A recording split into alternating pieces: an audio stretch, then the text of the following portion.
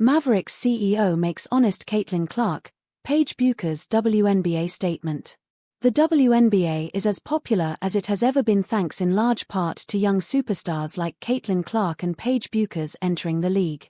Clark's presence forces teams to move to bigger arenas when she's playing in their city, and Bueckers just garnered the most fan votes for a rookie ever for the WNBA All-Star Game, one she started in deservedly. The rise in popularity is something the NBA always hoped for when it launched the league in 1997.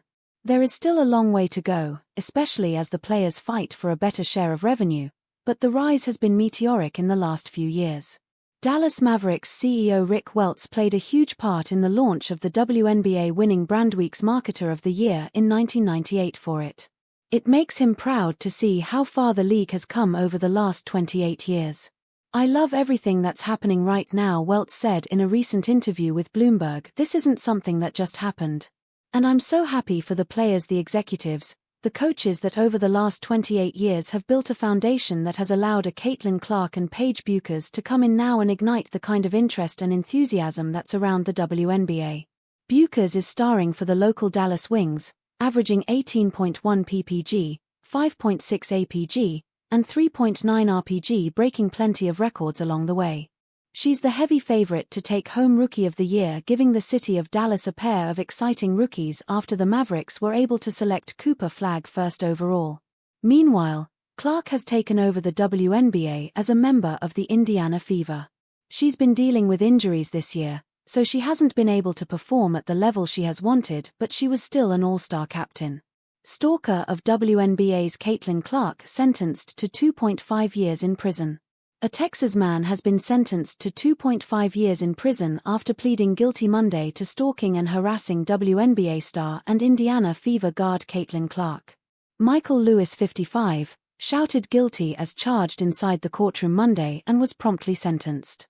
Lewis pleaded not guilty in January in Indianapolis to sending numerous threats and sexually explicit messages to Clark, according to the Marion County Prosecutor's Office. During Monday's hearing, and despite pleading guilty, Lewis repeatedly denied responsibility, saying, "I just want her to be safe. I've never threatened her. I've never thought about threatening her."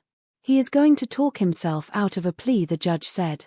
"You have to understand that as part of a plea deal, you are admitting responsibility." In January, Clark told police she had resorted to swapping public appearance locations to avoid Lewis after receiving the threatening messages. Investigators traced the threats on an X account to an IP address at a hotel in Indianapolis, where Lewis was staying. Lewis's presence in Indianapolis was especially concerning given that he is a Texas resident, detectives said in court documents. When asked why he was making so many posts about Caitlin Clark, Lewis said, "Just the same reason everybody makes posts," the affidavit said. When asked about posts that were threatening in nature, Lewis said it wasn't him. Lewis claimed that this is just an imaginary relationship. In addition to Monday's prison sentence, the judge recommended mental health treatment and ordered Lewis not to use the internet. He is also under a no-contact order with Clark. With time served, Lewis will spend about a year and a half in prison. No matter how prominent a figure you are, this case shows that online harassment can quickly escalate to actual threats of physical violence, Marion County Prosecutor Ryan Mears said in a statement. This resolution ensures that the defendant is held accountable for his threatening actions, the fear he instilled and the disruption caused, Mears said, adding that with Monday's sentencing, Clark will be able to have peace of mind while focusing on what matters to her.